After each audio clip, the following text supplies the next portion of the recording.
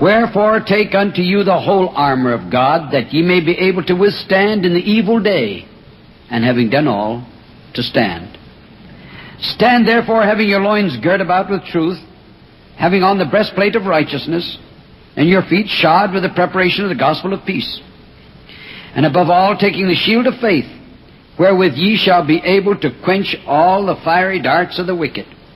And take the helmet of salvation, the sword of the Spirit, which is the Word of God, praying always with all prayer and supplication in the Spirit. Looks like God pretty well took care of His people. There's just no way you can fail here. He's got us so well armed. In the first place, He said, be strong in the Lord. Not your neighbor, not your friend. Sometimes friends would let you down. Sometimes your neighbors will move. And sometimes you might have to move. Not strong in people, but in the everlasting Lord. Be strong in the Lord and in the power of His might. Well, enough said there, because I'm not going to be preaching on that just now. Then He put us with all the armor that we needed. He put us out. So there you are now. You're armed. We're all fixed up. But He's so fixed us up that there's no way in the world that we can turn back. Because if we turn around and present our backs to the enemy, we're dead. He didn't equip the back at all. He didn't feel it was necessary. He didn't plan on failure in that area at all. Nothing on the back. We say, what am I going to do if I can't go through it? If I can't go over? If I can't go under? If I can't go around? What am I going to do? He's got that fixed up too. You don't have to turn around. He said, having done all, to stand. We say, well, that's simple. Is it?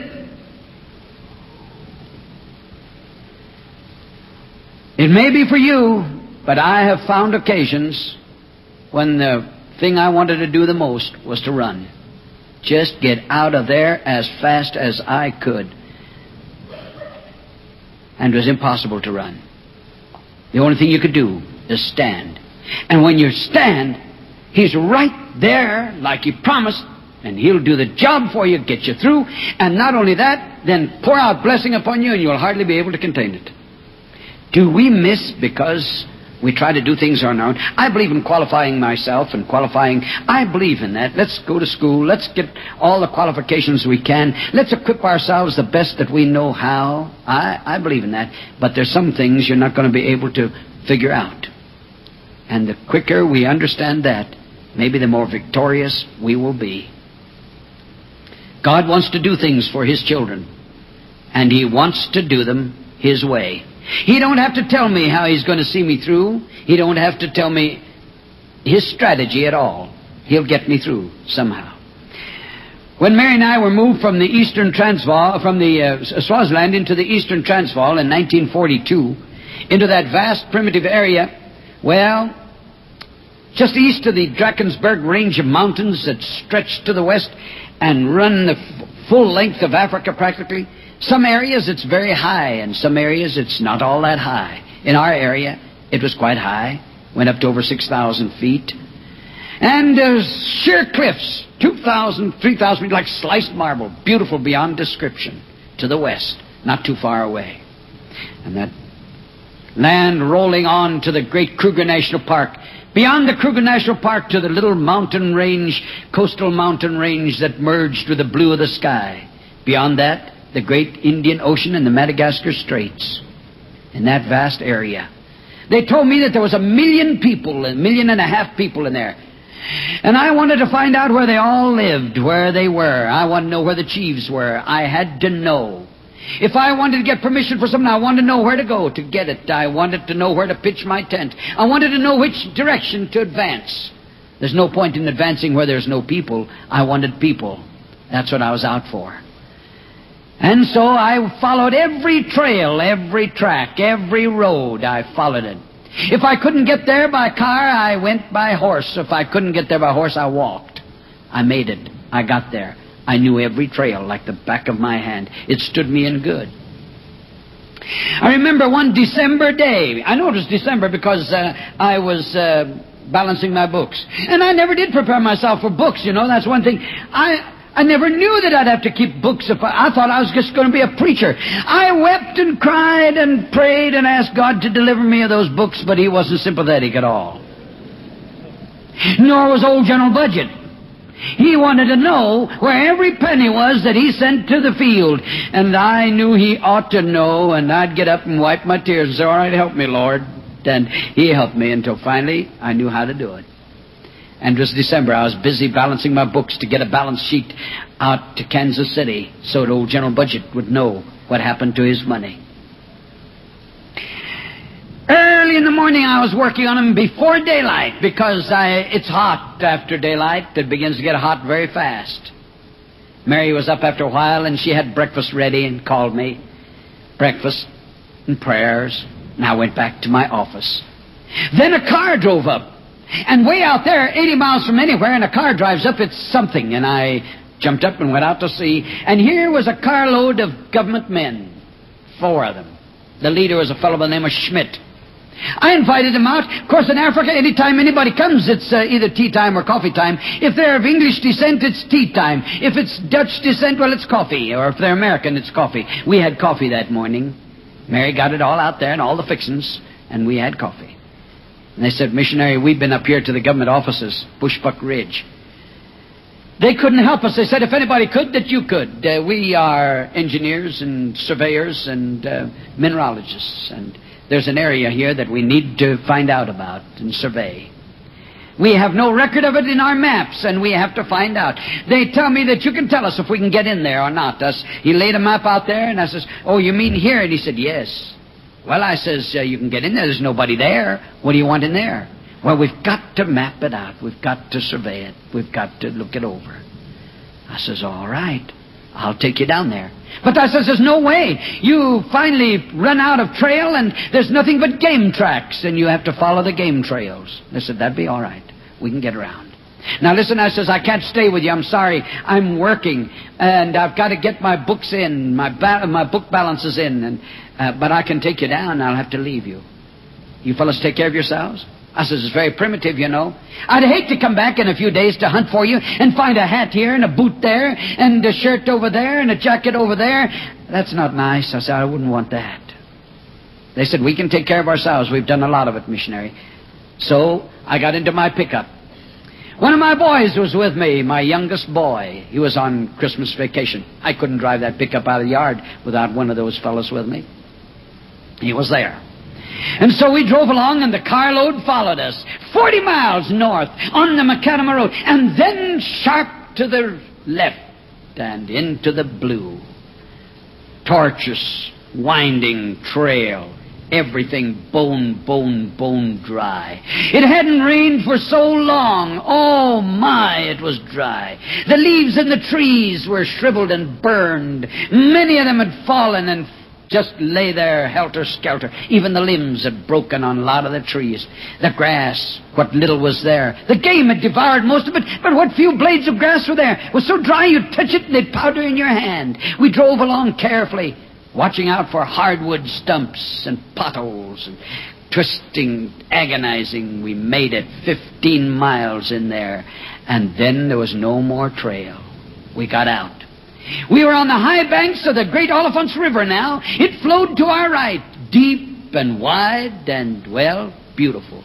Along the banks of this river, down there, close by, the reeds grew lush and green. The trees were high and tall and green, drawing their sustenance from the waters of the great river. We stayed up high because up there it was clear, and walking we wouldn't have to worry. The pools, great, dark, swirling pools, full of fish and crocodiles and hippopotamus. Once in a while a hippo would come up, and the water would swirl and splash, and he'd yawn and beller, and down he'd go to get out of the sun. Over on a sandbar, I spotted 2 huge crocodiles laying there like submarines in a dry dock. Their mouths were wide open, and birds were pecking their teeth. I said, we'll stay up on the high banks. Let's just stay up here and we'll walk. This is an elephant trail, but let's walk along this elephant trail. And you're not going to tell government men, hurry up, hurry up, hurry up, you're in a hurry. But I told them, I said, well, fellas, if you can keep up with me, we'll get there. They said, set the pace. Well, I set the pace. I was big, but I could shuffle right along.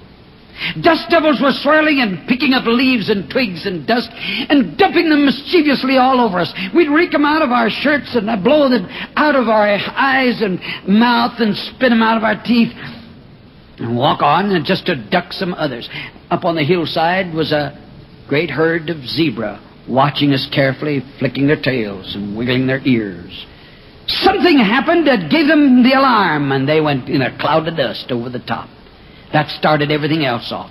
The wildebeest went rearing by, and the impala come gracefully jumping over the bush.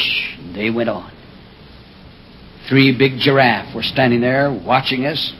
They didn't see anything to run for, so they just stood there dignified, waiting for some other signal that would set them off, and it didn't come. I set the pace, and my son behind me. In the tracks, on top of the elephant tracks, was lion tracks. I didn't have anything to worry about. It was mid-morning, everything like that. Well, they would be resting or fed up by now, so they wouldn't be hunting for food. I set the pace. And I got so far ahead, I got worried. I thought, well, I've missed these fellows now. They're going to get lost. But I was hoping that they were bushwise enough to follow my tracks in the trail. I stopped, and we looked back, and after a while we saw them come around the bend. They waved at us and told me to go on. So I went on. And we went on and on. The hot sun made everything quiver. And perspiration pouring down our faces, soaking our shirts and drying quickly. Finally, I saw a big tree. It was stretching into the sky. It was dry, too, and there was no shade much, but the trunk of the tree afforded some shade. I said, we'll sit under that tree and rest until they catch up to us. Maybe we'll get a little bit of shade there. Stopped close by to it. Limbs, dry limbs that had fallen off, lay helter-skelter, and some across the trail, and we stood there, and I turned around. We watched the trail, and we could hear them way off in the distance after a while, and I said, well, they're coming. But just as I got ready to turn, the hot currents of air brought to me an odor that always made me freeze. I stood stock still. My son said, what is it? I said, shh. And the odor got oppressive, and I knew what it was. It was the smell of a snake. Well, if it was a python, I wanted to locate it first before I moved. I didn't want to move and step on something and be in big trouble. And I wanted to make sure where it was. If it was a python, well, they're slow and sluggish. You can get away from them. If it's a cobra, well, they don't attack you unless you got them cornered, and they'll get out of your way. But what I was afraid of is that it might be a Black Mamba, M-A-M-B-A. And they're always ready to do battle. You never know what it takes to trigger them off. And they're deadly, deadly, deadly. I didn't want anything like that. And I looked carefully everywhere, behind every shrub, every fallen log and limb, every crack and cranny and boulder. I looked carefully, turned slowly, and I had my hand on the boy, and as I turned, all of a sudden, here he was. I had been in such a hurry that I hadn't noticed that the dead limb lying across the trail in front of me wasn't a dead limb. It was a Black Mamba. And he was standing now, and there he was, higher than I was, looking down at me, his beady eyes and his long black tongue reaching out and feeling the air, watching me as if to try to read my mind. And I stood perfectly still and froze now and didn't even blink my eyes and watched him. They don't stand ramrod straight. They have to balance themselves. And he was undulating, balancing himself. And I knew if he was this high, more than half of him would have to be on the ground. I never carried a yardstick or tape around with me to measure them. All I know is I don't care how big he was or how small he was just too big. And he had no business there at all. I didn't like it. What was I going to do? I watched him, tried to figure out what to do. My mind went into top gear. And I didn't even dare lick my lips. They were dry. Inside of my mouth tasted like a paper bag. Have you ever been scared spitless? And I stood with my hand on the little fellow behind me. And he didn't budge. He knew something awful was there. And he just leaned his head up against my back and stood there. And I thought, well, I can't jump. He's with me. And I couldn't jump even if he wasn't with me. I couldn't jump far enough to get out of the reach. He would chop me down any direction I went. If I went this way, that way, or backwards, no way could I get away. And he was watching to see what I was going to do, daring me to make one false move. Then I thought, well, I'll reach up and grab him because he's right there. I'll get him close right now. I'll grab him right up under the chin. But where's the snake's chin? And his fangs, I knew, would be so long, if I got him too close, they'd sink into my hand. If I didn't get him close enough, he'd bend down and bite. And by the time the men got there, I'd be gone. And he would be mad. And he'd maybe take out after all of them then. No, I gave that up. Besides, I didn't know. I wasn't sure that I could hang on to that maybe 12, 13, 14 feet of muscle and brawn fighting for itself. The thing I wanted to do, I hung on to myself with all of my might. The thing I wanted to do was to run. But I had to stand. I thought of everything and it all. I couldn't accept it. I did everything I could think of, and I passed it all up. The only thing to do was to stand. I had to stand. I didn't want to be there. I wanted to be anywhere else in the world, but right there at that time. But I just simply had to stand. You know, then I did the thing I should have done in the first place. We always put it off until last, somehow. I started to talk to my friend, and he was close by. And I could do it, and the snake couldn't even hear it or find out about it. I couldn't communicate with this snake. I didn't know his language. I had no way to reason with him. And so I just talked to my friend. I said, Lord, Mary and I have had so much joy in laboring in this harvest field, and you have blessed us so richly. We feel we still have a lot of time and much yet to do. But if you want me to go like this, it's up to you. It's a painful way to go. It's a terrible way to go. Well, I wouldn't look forward to it much. But if I have to go, all right, Lord, your will be done. And I opened my eyes and looked, and he was even with my eyes. He'd come down. And I squeezed the little fellow behind me and hung on to him tight. Then down. Down. He watched me, his tongue coming out, flicking and tasting of the air. Down. Piling his coils at my feet, and one of them rubbed against my boots, and my knees were weak anyway, and now they turned to jelly.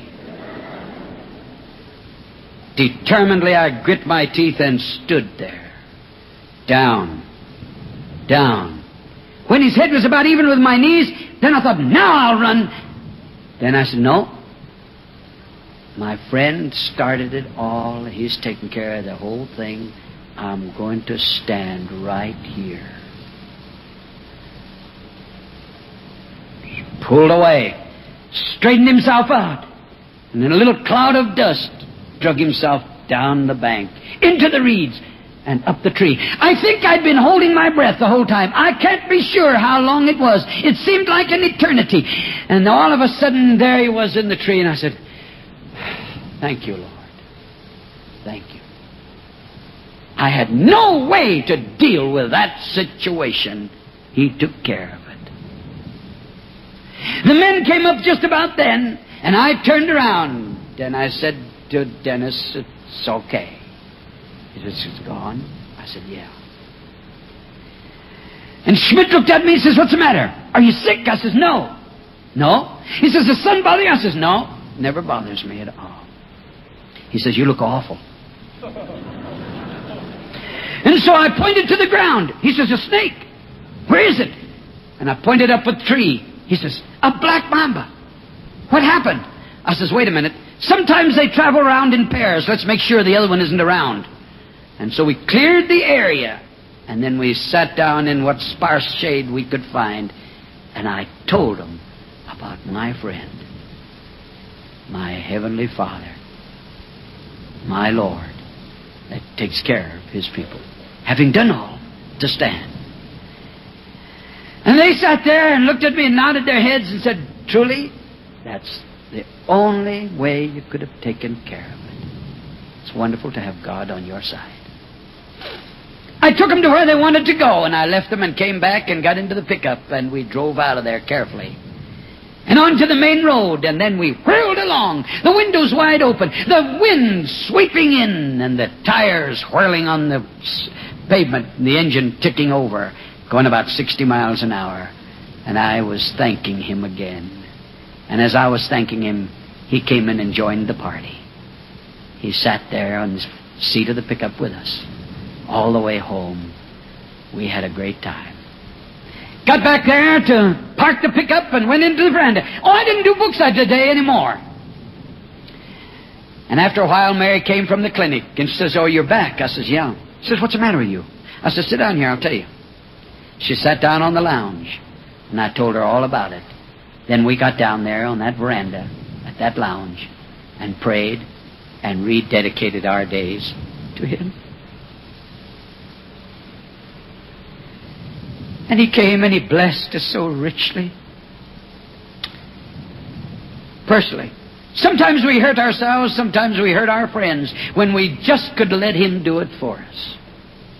There in the Eastern Transvaal, we got the idea that everything was coming our way. The government was for us. The government helped us in every way they could. Every time I applied for a church site, they gave me a church site and also gave me a place to build a parsonage. Never any hassle. Always they came across beautifully. Then one day I applied for 4 church sites. And in no time I got those four applications back. Negative. They were canceled. No church sites. I thought, what happened now? I jumped into my car and I drove up to the government offices. I knew my friend, the chief commissioner, didn't handle this. It was the assistant commissioners. And I discovered that they had changed assistant commissioners. And I went to him. I says, is there something wrong here? Did I not fill in these forms right? He says, you filled them in right. But he says, you're not getting any more church sites. That's the end of it from now on. I says, is there any reason for it? Yes, he says, you got too many churches in this area anyway. But I says, Your Honor, I says, we've got people out there worshiping under trees. When the day comes and we can get the money, we can build a church for them, we need a site to do it. He says, I'm sorry, no more. You don't argue with government officials. Make it worse. So I went back out to the car and put the canceled applications in the front seat with me, and I said, Lord, now where do we go from here? Well, it says in the times past, in other times, other occasions, you've kind of left things with me, and I've taken care of them. You suppose you could do this? Well, I said, I'd sure be glad to, Lord. It was a Friday. And I went home. Mary says, how did you come out? Well, I says, I think I come out better than I thought I would. I had to leave it with the Lord, and that always works better. Well, she says, do you remember that Monday is the first Monday of the month and all the workers come in and we're having a day of prayer and fasting? Yes, I says, I remember. And this will be one of the topics for prayer and fasting.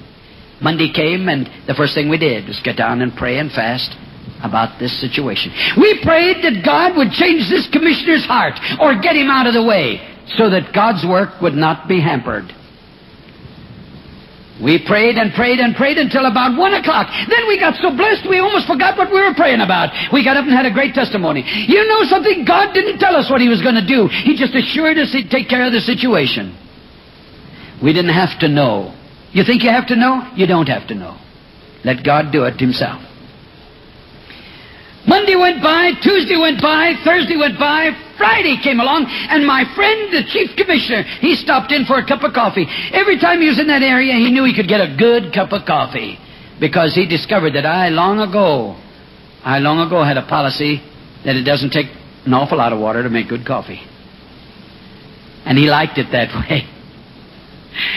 And he stopped in, we were drinking coffee and visiting, and finally I said, say, Norman, I said, has the government changed its attitude toward us? He said, no, why? And I told him, I said, look here, these forms have been turned down, and that's the first time it's ever happened. He says, it must have been the new commissioner, new assistant commissioner. I says, yes, it was him. I went to him and talked to him, and he told me that we'd never get any more church sites. Well, he says, did you hear what happened to him? I says, no, what happened to him? Well, he says, Monday about noon, he got a telephone call from Pretoria, 350 miles to the southwest. He got a telephone call from them saying, listen, close up your office, go home, pack up your things. There's going to be a moving van come in tomorrow to move you to your new assignment, your new post. I said, what happened? He says he went right home. He closed up his office, went home, packed up. On Tuesday morning, about 10:30, the van came in. They had it all packed, and they pulled out about 2 o'clock. I said, where'd he go? Mary was looking at me, and she snickered. I says, where'd he go? Oh, he says they sent him to beyond Kuruman in the northwestern Cape area, way over 950 miles to the northwest, right on the edge of the Kalahari Desert. Nothing much there but goats and lizards. Well, I said, thank the Lord for that. He says, why? So I told him what had happened and how we had prayed, and God had assured us he'd answer prayer. Well, he says, listen, missionary, do you have any more forms? I says, yes. He says, fill them in. I'll get them passed through for you. And we filled them in, and he got them passed through. When he left to get in his car, he turned to me and said, listen, when you people pray about me, please be careful.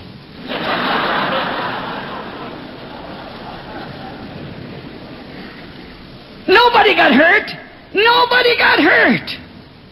I didn't get blamed for it. God did it. And from that day to this, we've been getting church sites through the Eastern Transvaal and all that area, anywhere in the Republic. We've been getting church sites. No fuss, nothing wrong. It works that way. It works personally. It works church-wise, community-wise, and state-wise. You'll forgive me if I give a testimony. After all, when you've come these many miles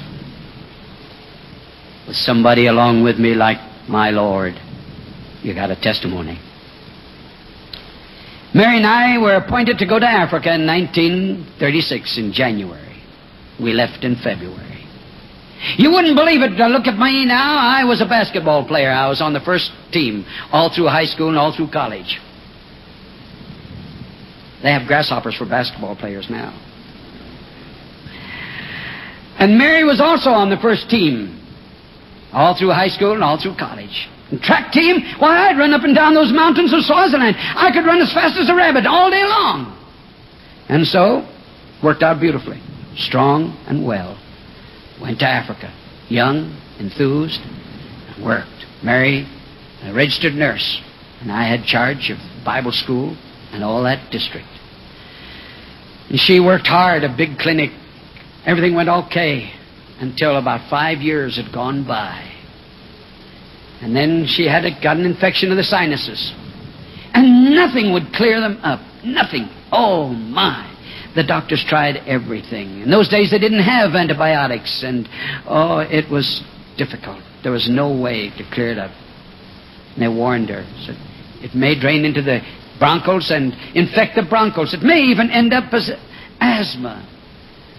But it wasn't long after that, then she began to show signs of allergies, and she was allergic to this and that, and we tried everything. We prayed and prayed, and then finally she did have asthma, and it got worse down through the years. You know, we never keep track of these things. I wish we did, but you don't think of it until it's too late. I wish we knew how many babies she brought in the world. How many teeth she'd pulled, and how many assault cases she'd sewed up, how much minor surgery she had done. Way out there all by yourself, and a hospital nowhere around, and patient to die before you get them there. So you have to do the best you can. And she did. Did things that I wouldn't have the heart to do, and I don't have time to tell you about them tonight. I'd come home from all day away, late in the evening, and I'd find the bicycle gone and the black bag, and I'd inquire. They'd say, she's gone. Village way over here somewhere.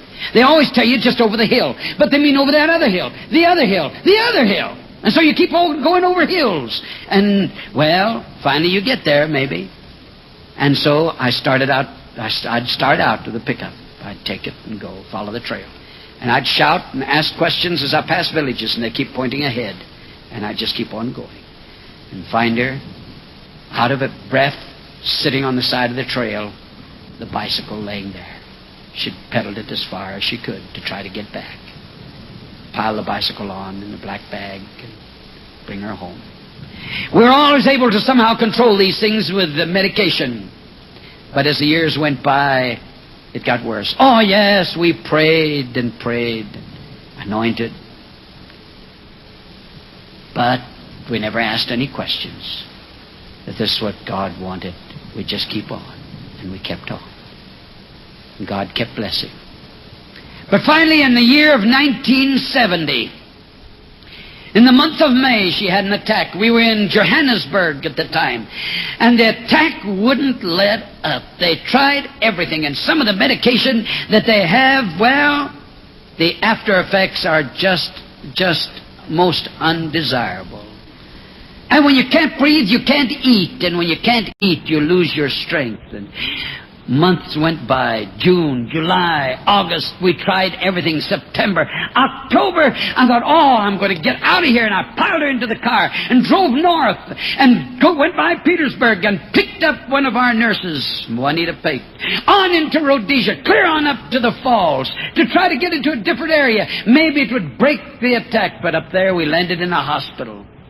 They got her back so she could breathe halfway, and we dashed back into the Republic again, and down into the Eastern Transvaal to our own hospital. And there she landed in an oxygen tent and with drips. And, oh my, now, from her regular weight of about 128, she was down to just 105, something like that. Then Harmon called me from Petersburg.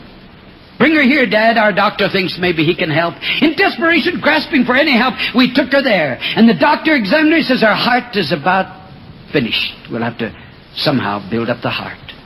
And the lungs are filling up with fluid. We've got to see if we can't somehow dry them up. And she was weak. She could hardly walk across the floor.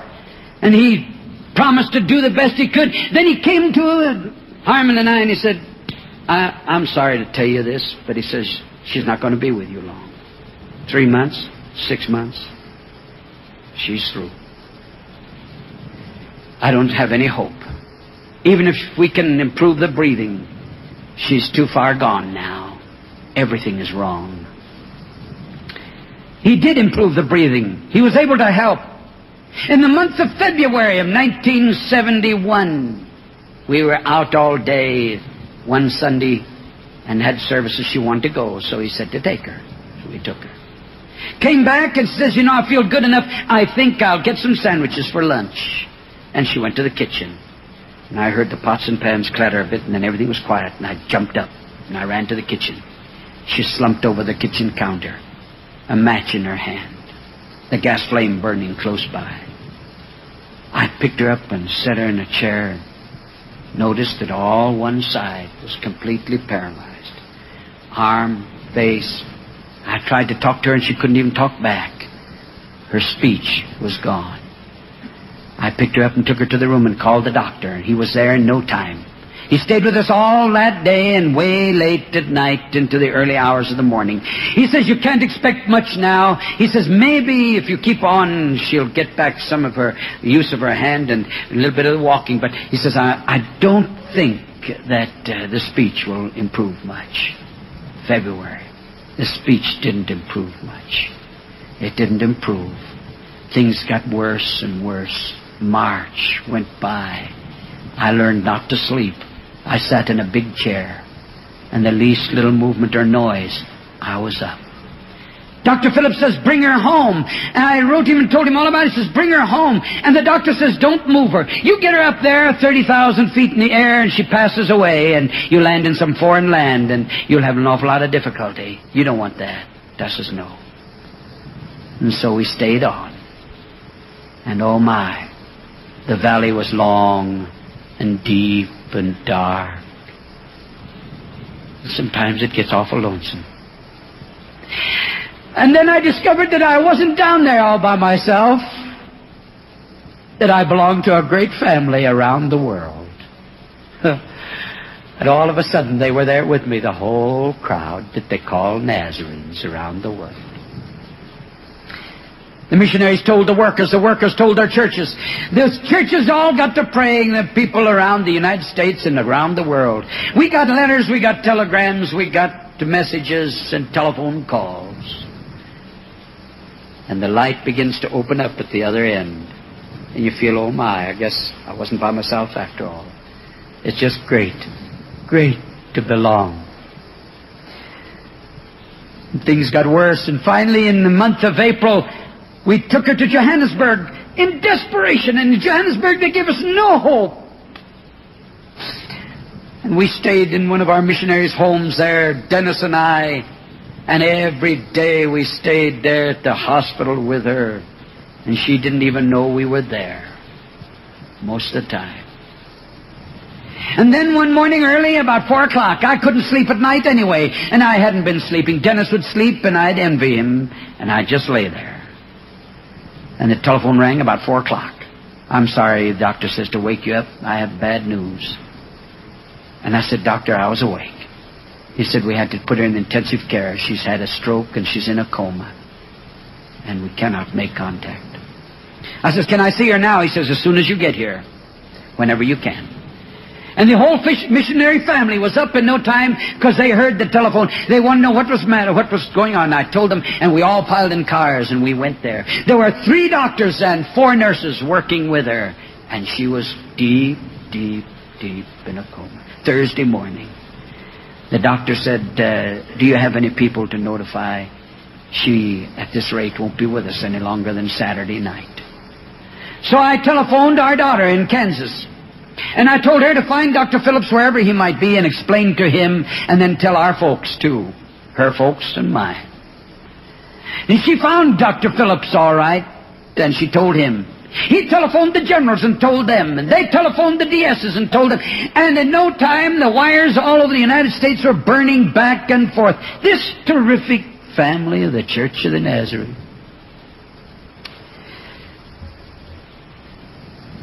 Our folks knew, and they told their friends, and their friends told their friends, and their friends told their friends. And Friday by Friday, cables were piling in. Telephone calls were coming in from everywhere. And all of a sudden we knew for sure that the whole great family that we belonged to was with us right there. It wasn't so lonesome. We prayed and we prayed and we asked God. We said, oh God, she's worked now for 37 years. You want to take her home? Take her home. If you want to bring her back whole. Not just as a vegetable or something. We talked about it. We thought, no, that cannot be, Lord. When you're finished with us, take us home. She deserved it. She'd worked faithfully, unstintingly, and uncomplaining. 24 hours a day on call for 37 years. And raised a family. And oh my, this was the end. People prayed. Saturday night we sat there and waited and waited. The doctor said she'd be gone.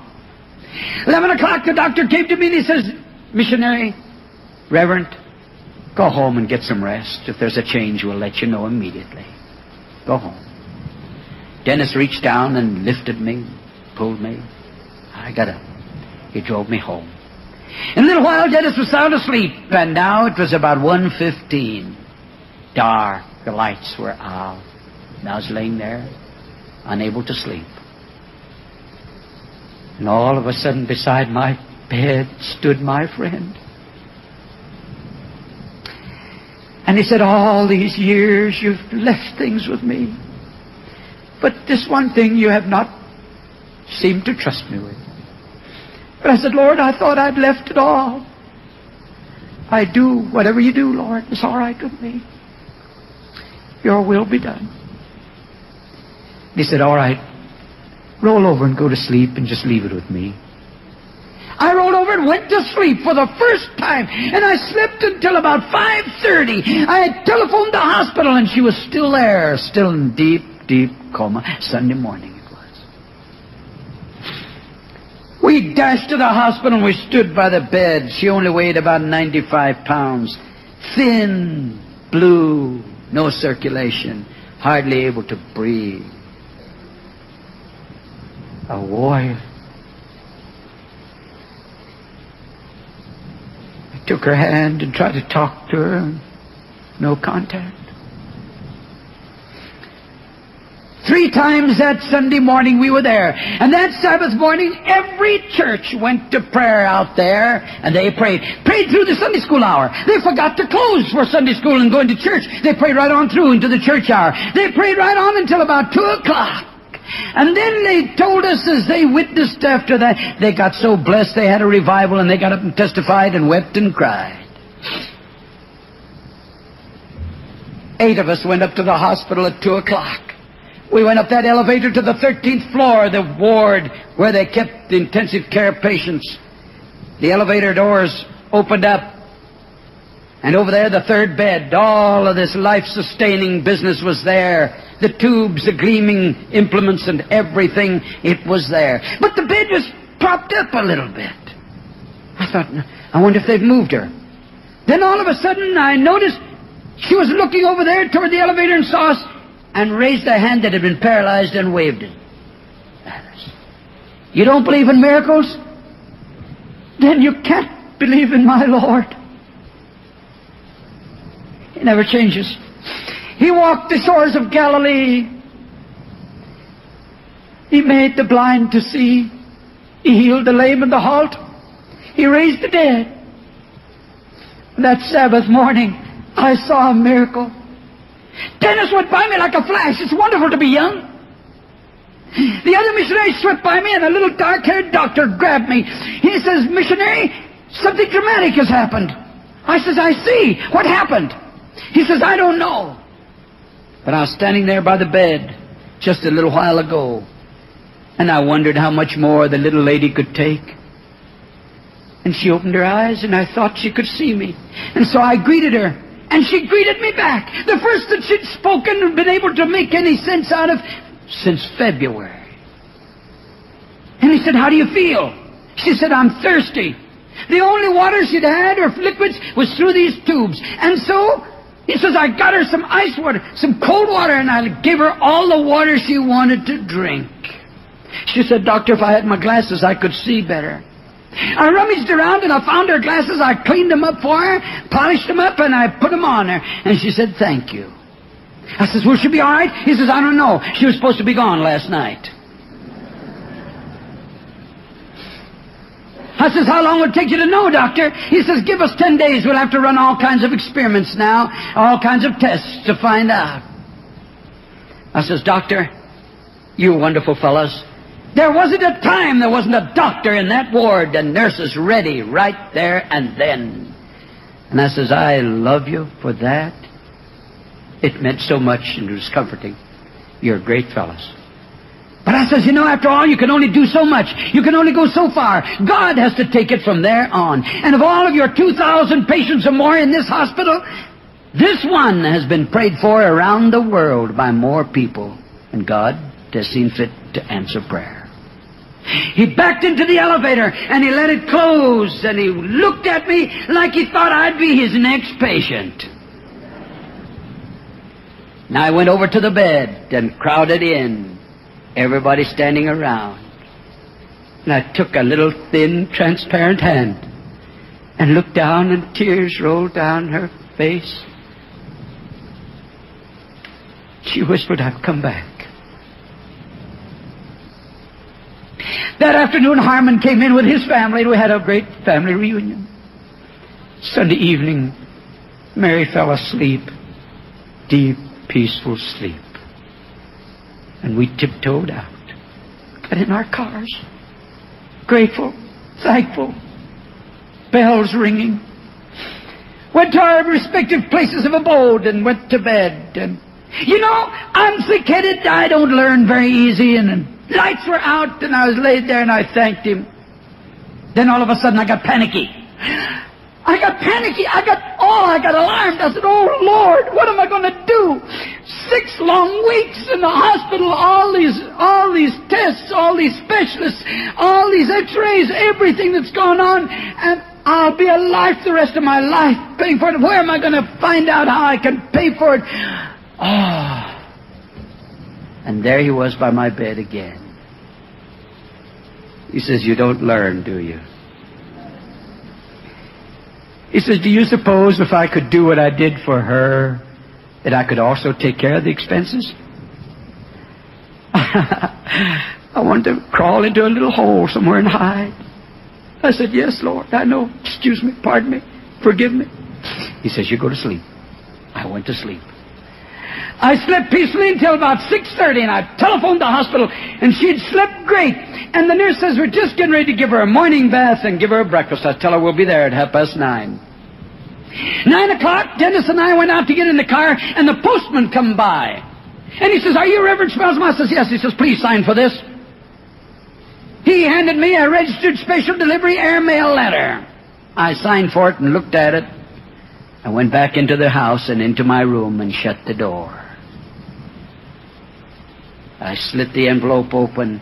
2 pieces of paper come out, and one said, missionary, these days we know what trying days they are, but just remember, you're still our missionary, and we'll not forget you. We're all praying. The whole church is praying. You belong to us. We don't know what God's intention is, what His will is. We can't pretend to know. But He says one thing we can know. He said His supply of grace is sufficient. Missionary, just draw on that great, great, great supply of grace. He paid for that supply of grace on Mount Calvary. It's all yours. Whatever God's will is, He'll surely sustain you and keep you. But one thing we can do, we can alleviate the burden. We've enclosed a check to help pay for the hospital expenses. If it isn't enough, please reply. Send us a letter immediately and tell us, and we'll send you the rest by return mail. Signed, Old General Budget. I toured all over the United States. I'd talked to as few as 6 into great camp meetings, and in 1960 the General Assembly. And I'd looked into the faces of Old General Budget like I'm looking into his face tonight. I knelt down and soaked the letter with my tears of gratitude. When the crunch was on, you didn't fail. All my life it's been that way. Time I was a little barefooted boy playing around my mom's kitchen. Oh, General Budget. And I prayed and I said, oh God, bless General Budget. Went back out to the car and Dennis was sitting there. He said, something wrong? I said, oh no. Handed him the letter. He read it and he pulled out of his pocket a handkerchief. I never saw one that big in my life. It looked like a little towel. He blew his nose and he mopped his eyes. He says, isn't it wonderful to belong to a great family like that? 10 days later, Mary hanging onto my arm and walking down the hallway, we stopped at the office. And I paid every last penny. She walked out to the car park with me and I opened the door and she sat down. She looked up and says, what's the matter? I says, just hold on a bit. I just want to thank God. When I brought you here, I never thought you'd sit there again. I bowed my head. I shut the door gently. Drove 250 miles north to our doctor in Petersburg. He took a look at her and says, I'll tell you one thing, medical science can't claim any credit for this. Only God could do a thing like this. Then he came to me and to Harmon, and he says, now missionaries, I don't know anything about this, but he says, if she's back like she is now, God did it. And if He did it, it was for a purpose. If He's brought her back to you, you've got a great responsibility.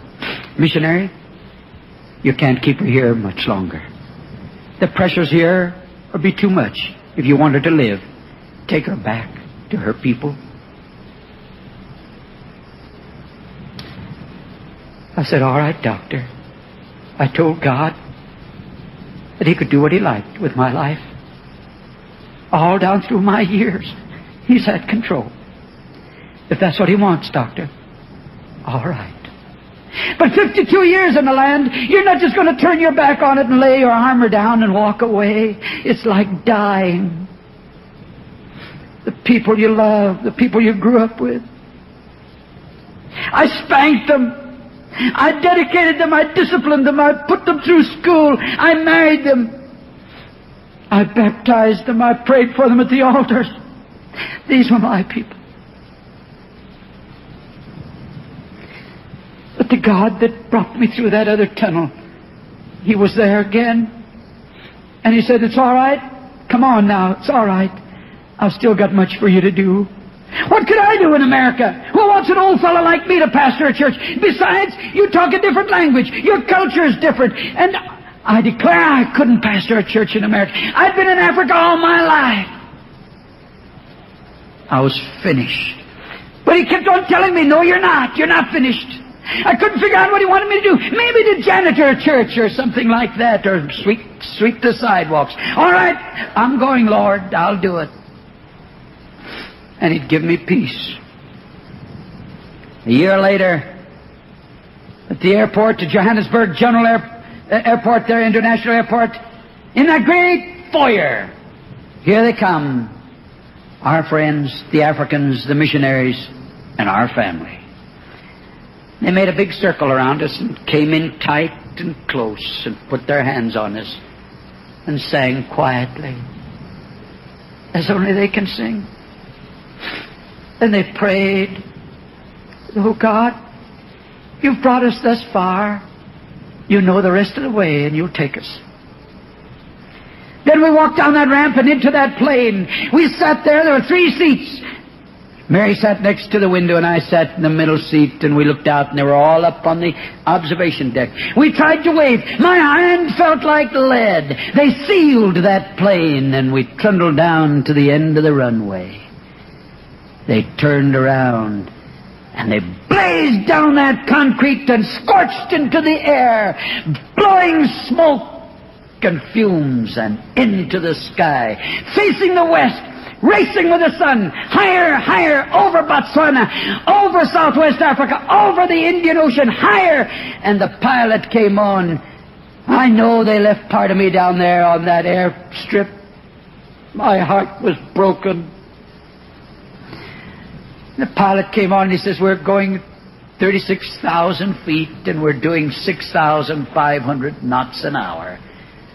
He says, we have a good breeze behind us. Racing the sun for Brazil. Way up there. Mary looked over and she reached over and took my hand. I'll tell you something, I don't know how it happened and I don't pretend to know. But my friend caught up with that plane. It was sealed tight, I know they said it was, but he got into it just the same. And he come walking down that aisle and he sat in that empty seat beside me. And he put his arm around me and he put his hand under my chin and he lifted it. And he says, come on now, come on. I've got so much for you to do. You don't have time to feel like that. Come on. The bells began to ring and the choruses took up there. And oh my, I wanted to jump up and shout. And then I remembered they'd think I was trying to hijack the plane, so I just hung on. We landed in America, and that year in deputation work for the full year, 431 services Mary and I were in, and we lived in a car, trying to find a place to live in America. No place to go, and nothing to buy with. And every state in the United States said they were the best state to live in, and we were in 41 of them. We were confused before anyway, and now it was worse than ever. But God had His way of clearing things up. I got back to Garnett, Kansas on a Monday night. Tuesday morning the telephone rang while we were at the breakfast table. One of God's servants was on the phone. And he said, Elmer, you're finished now. I said, yes. He says, where are you going to live? I says, I don't know. He says, God wants you here. I says, okay, I'll come and find out about it. The next morning we were down there. We spent the day hunting a place with nothing to hunt with. But we found the place and we got it. Having done all to stand. I didn't know what I was going to do. I said to Mary, where do we go from here? She says, I can't understand what you're talking about. She says, I've looked through your books. Do you know you've only allowed us 2 weeks to find a place to live in and move into? And the rest of 73, 74, 75, and 76 is all scheduled. And now 77, 78, and 79 is all scheduled.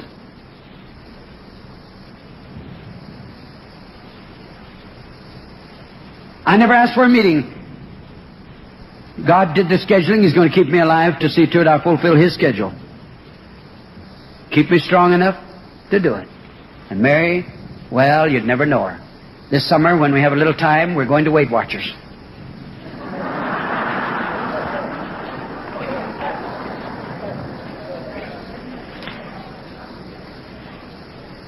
Having done all to stand. Why bump your head? Why worry yourself? Why kill yourself? Why injure and harm your family and yourself? Why worry? Why do that when He is there to open the doors and to do it for you? You say, I don't know what I'm going to do about my job. You say, I don't know what I'm going to do about where I'm going to go from here.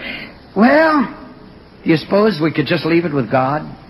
He kind of enjoys it. You know, He does enjoy it.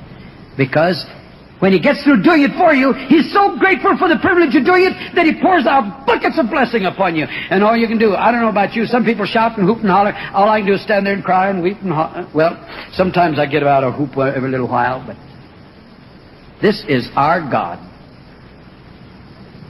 And He's concerned about His children. And all I can tell you is, after doing everything you could think of, just leave it to Him. Stand. You may want to run, but don't run. I wanted to run several times. I wanted to run. I'd like to have hid. Just hide away. Pull everything in behind me. But He wouldn't let me. And I'm glad I didn't. My God is still on the throne. And He said there's nothing impossible with Him. This is our God, the God that we worship. Having done all, to stand. And when you've done that, I'll tell you something. You can go home tonight and sleep. Perfect rest. Just relax and sleep. And say, somebody's got that load that can carry it. It was dragging my chin. It was breaking my back. It was destroying my heart. But He took it and gave me peace. God bless you.